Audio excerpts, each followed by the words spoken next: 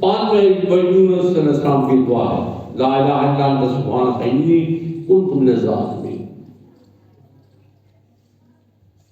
یہ مصیبتوں تکلیفوں کو رفع کرنے والی دعا ہے۔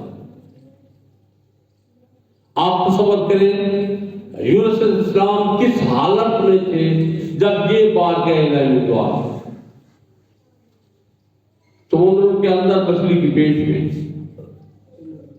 اندھیری کوٹری میں، تنگ سی جگہ میں، اور جب یہ دعا کی اللہ تعالیٰ نے سانس فرما دیا۔ لیکن یہ جو ہے لا الہ الا انت سبحانک انی کنت من الظالمین، یہ بہت سخت اس میں تھی حالت میں یہ مانگی گئی دعا ہے۔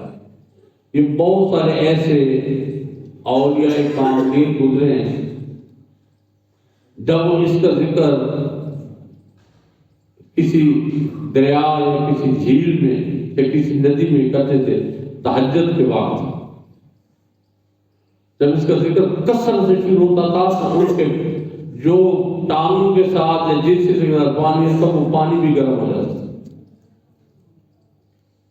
مطلب یہ ہے کہ اس کے اندر اتنا جلال ہے،